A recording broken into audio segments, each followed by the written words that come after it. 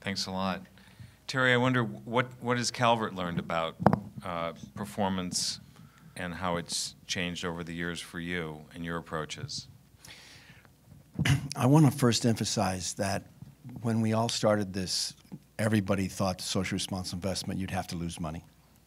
And that was something, I remember I believed that we would end up with less turnover in employees, less lawsuits, and I thought that ultimately we ought to be able to be more profitable.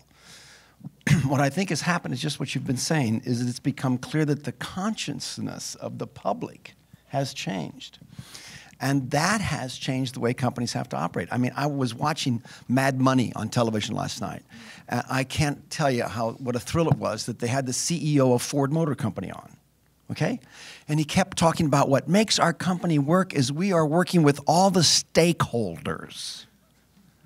The CEO of Ford Motor Company says, we've got the UAWs working with us and the customers and the vendors, and we're all working together. And I'm wanting to say, do you know that you're a socially responsible CEO? Because it's become part of the consciousness of the culture. But I want to lay out one little thing about performance. There's a fellow named Paul Herman in San Francisco, who's a financial planner, and he's put together something called HIP, H-I-P, and you can go to hipinvestor.com and check this out.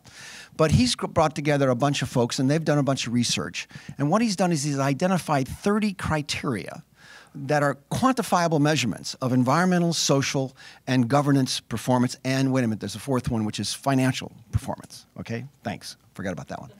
And then what he's done is he's given each company a score in the S&P 100 and the 500. Then he's done something that none of us have done before. He's taken the total assets of the S&P 500, which are now allocated based on the size of the companies, and he's reallocated the total assets based on which company got the highest score, the second highest score, the third highest score, et cetera. Then he's tested it for 1, 3, and 5 years. In every sector, his S&P index outperforms the regular S&P index by 4 percentage points or more. That's a lot, okay? So that is the kind of substantive information that's coming forward. That's, as Cary was pointing out, and as Peter's pointing out, it's because the clients have changed, because the conscience has changed, because the collective wisdom has changed that this is all happening now. And it becomes imperative. I'll say one more thing about this. In the beginning, when our folks would try to go have a meeting with some of the people at one of the big companies, we couldn't even get a meeting, all right? Now, our staff of 20 people in the social research department, they go and they sit down in the boardroom with the CEO and top management and talk about these things because it's important, because brand name is everything today. And so they can't have something go wrong that would embarrass and damage their brand name. So they want to know what they need to do. And we can help them understand that. So the whole thing has changed. And so I'm really looking to you folks, this next generation that's coming along, to take it from where we are to making it mainstream. That's your job. Thanks. Okay, Peter, go for it. One thing. One of the real triumphs that ICCR has had is to bring the big coal-fired utilities to the plate on carbon reporting. And the biggest of those, to my mind, is American Electric Power. I started out the strip mining regulation in the early 1970s. This was as close to a black hat company as you could possibly get. And those of you who've lived in Vermont for a long time know about the transportation issues that relate to American Electric Power and Ohio Power. American Electric Power CEO and president came to KLD to talk to our analysts about their program last spring. That's performance.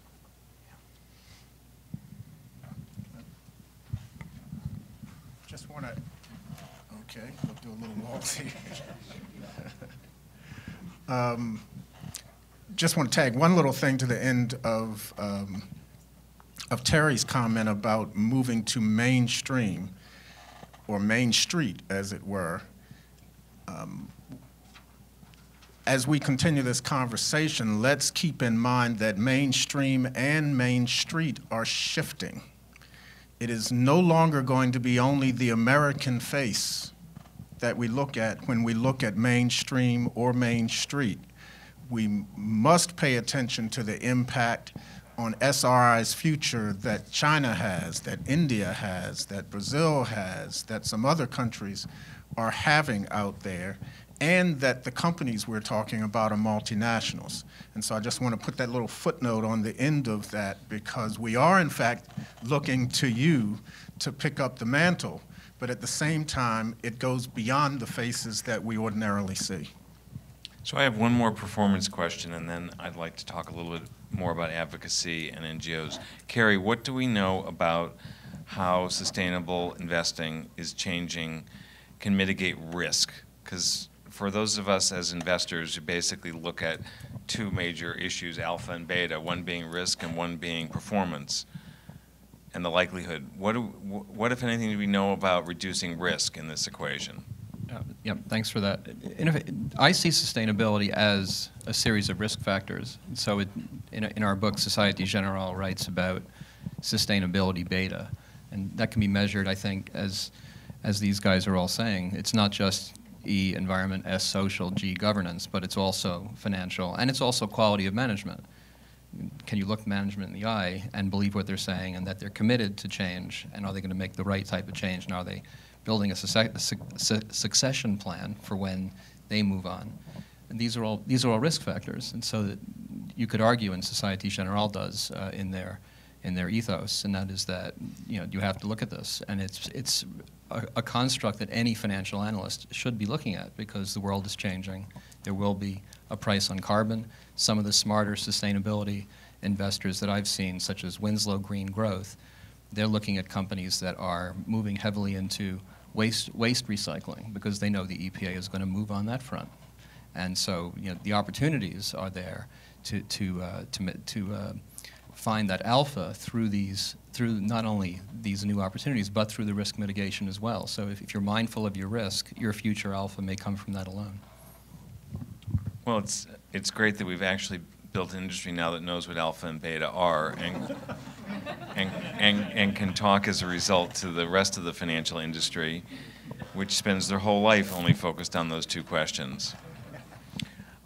I want to explore one other area that we've started with, and then open it up to the audience.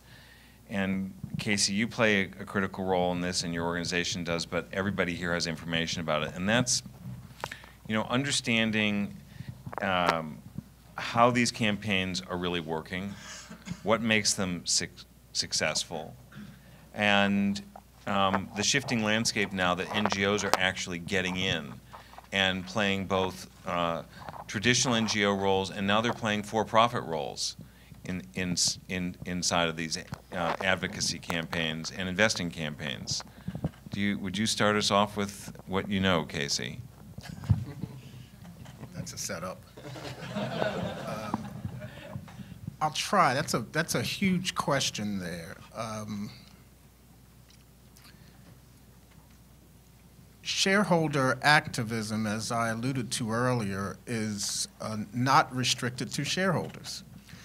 It is the shareholder who may do the specific action, but it is undergirded by the research.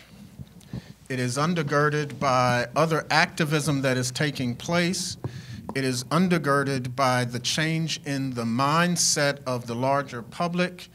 It is undergirded by the pressure that that larger voting public puts on regulatory authorities. And so there's a lot at work here. So when ICCR, for example, decides to take on an issue, we take on the issue before we take on the company in most instances. So let's pick water, for example. Water, we could easily, and we have, confronted a beverage company around its water usage and the impact of its water usage, not only in the sense of of are you using too much water, are you polluting it, et cetera, but also its impact on where they're getting their water from India or some other countries. And so we look at the issue first before we're prepared to go in and file a proxy vote against a company. And looking at that issue, again, we depend upon the research. We depend upon who are the other advocates out there who are working on an issue and what progress are they making. What have they indicated and who have they indicated are the good places to start and where we could put our best energies. And then we try to unite our own membership to pursue a particular company because it has a strategic value, not just because we've identified a quote-unquote bad guy or gal. So I'm not sure that that captures everything that you wanted out of your question, but we'll use that as a start. Who would like to add to this?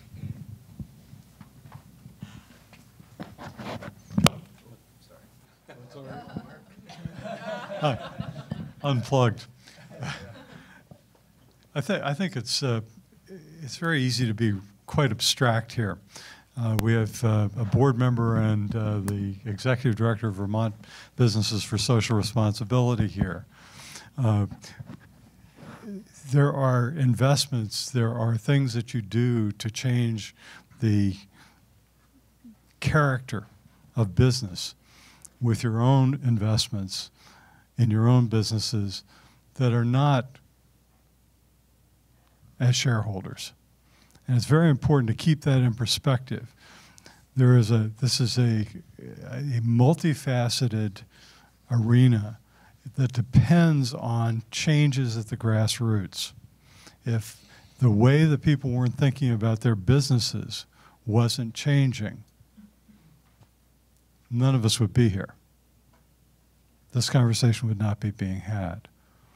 But I can't see very well, so I can't remember the woman from the executive director of VBSR was here. Yeah. She was saying that there are 800 plus members of VBSR. That is what makes what we're doing possible. I just want to say one thing, which is that the thing that astounds me more than anything else is that when you look at the investment world, that there's still, especially in this country, but on a global basis, an enormous amount of assets that doesn't look at these things. And that's at this point just beyond me. That just stares in the face of what's going on and makes no sense. And so if you have your money in a 401k, ask your representative, be the grassroots, ask those questions. Why aren't you doing something? It's not business as usual. But then again, markets need winners and losers. So, well, I'd like to add in this area that, whether you work in fair trade questions, whether you're working in rainforest action and saving rainforests and other endangered lands, it's amazing to watch the NGO players who have now come into these areas on both an advocacy level and are now taking a really instrumental role in development. And you'll see them now starting to play on both sides of the fence, of advocating on the one hand and being a business partner in working with corporations and changing their business practices and on the other side. Greenpeace is doing this, for instance. World Wildlife Fund is doing this. Conservation International. It's so I think one of the hopeful parts that, kind of going back to greater maturity and working together, is that we're now seeing very large projects which could never have been done completely adversarially are now being done with a combination of the realization that advocacy is going to take place and practical possibilities of how former adversaries can now do the project together.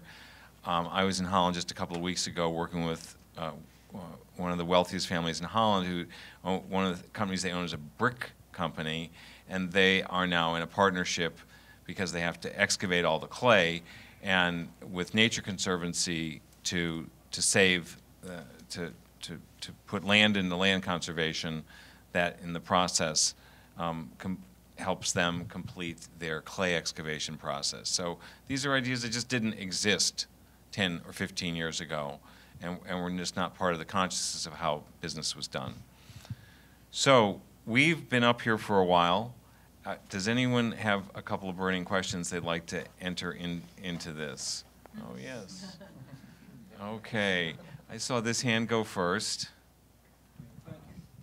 I'm John Ehrenfeld, and I'm one of the adjunct faculty here. Can you hold just a moment? Let's see if we can get you a mic.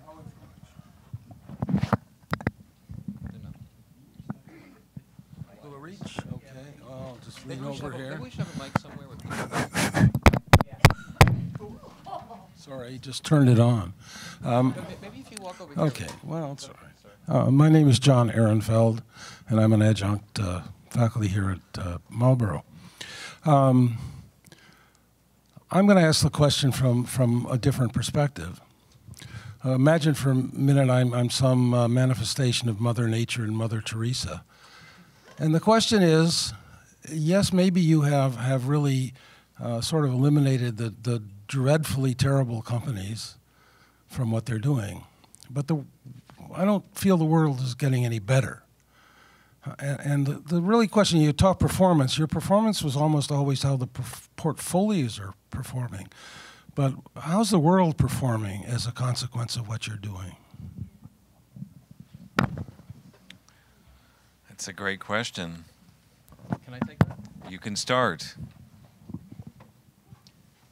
I'm just going to go back to what I said earlier. I think you'll agree, business as usual is not sustainable, and so we're here to change that. You know, I'm on a panel. I don't know why, with people who helped change South Africa. I mean, that is huge, and there's the opportunity to make the changes that we need collectively. And yes, we need to be more bold. I completely agree, but we at least need to get started. And I'll go back to what I also said about, you know, that block of money that hasn't moved. I think that's what has to change. And we're the ones, collectively, all of us, that can make that happen. I'd like to throw something in, John. There are a couple of things that are going on the planet today that are really significant that the public doesn't know much about. One of them is what I call duopoly. There's a tremendous amount of merger acquisition going on, and people are saying, why is all this going on? In 1989, Jack Welch gave a speech, and in the speech, he was then head of General Electric. And in the speech, he said, if you're not number one or number two in your product area, get out of it. What was he saying? He was saying a monopoly is illegal, but a duopoly is legal. Okay? I'm a part of Unilever now because Ben & Jerry's got bought by Unilever. When Unilever was bought in 2000, there were 1,200 products in Unilever. There's now less than 600 products. Anything that's not number one or two, they're getting rid of. Procter & Gamble is the largest consumer products company on the entire planet. I was sitting at John Mackey's conference with the man who just resigned as head of advertising for them, of marketing, I mean. And in the moment I realized who he was, I just introduced myself. He introduced himself. I immediately said, how many products has Procter & Gamble had? He said 250. I knew he would know. I said, how many of them are number one or number two? He said, every one. Procter & Gamble had well over 1,200 products not too many years ago. Warren Buffett just bought Burlington North Railroad. You've seen tons of articles about it, probably, all of you, right?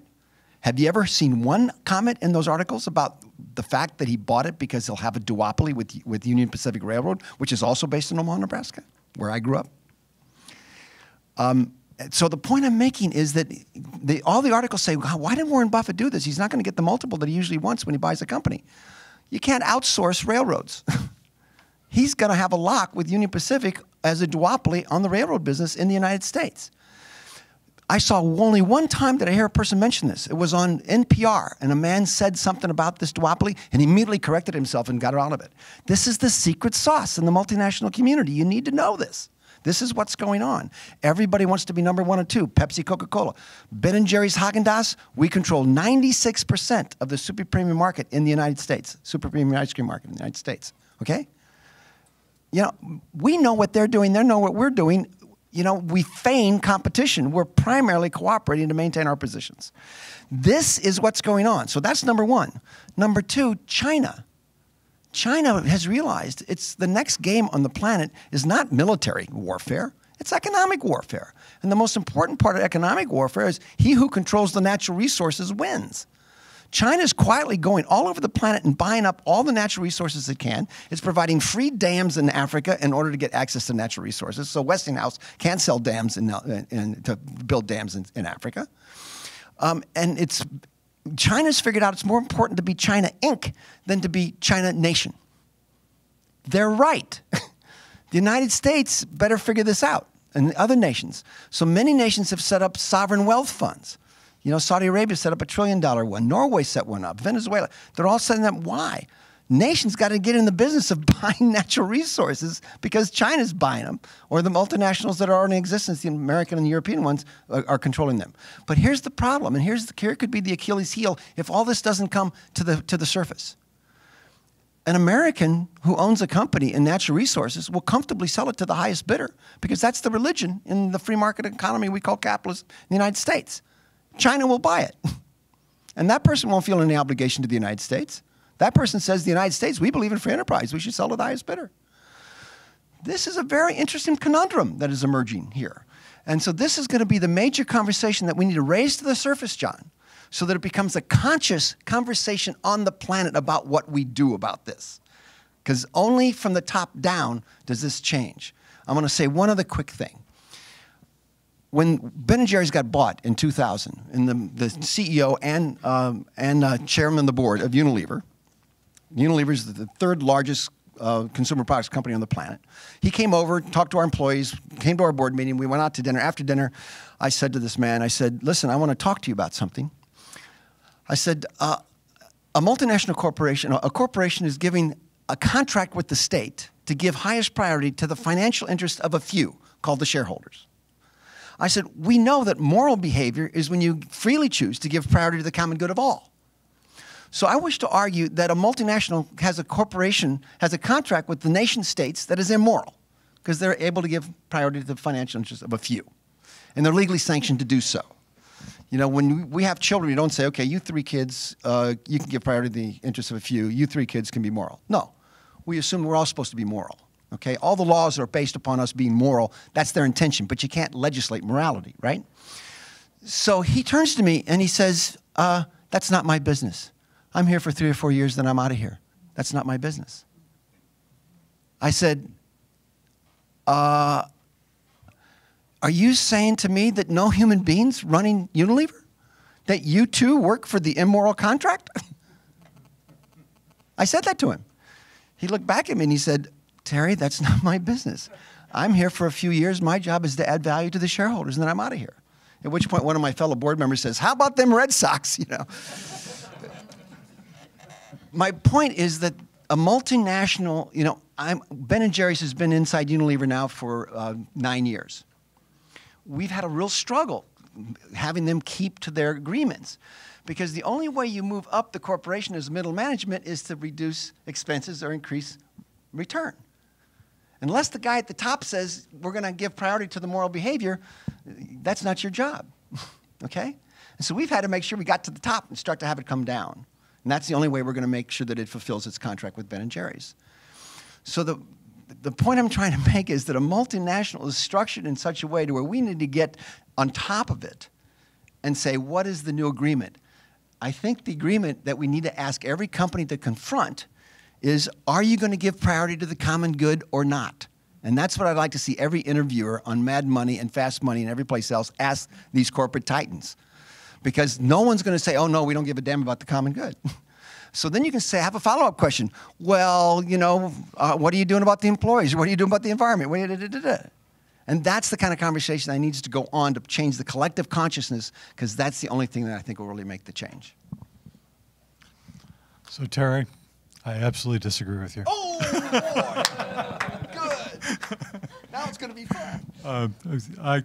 I'm definitely of the bottom-up school.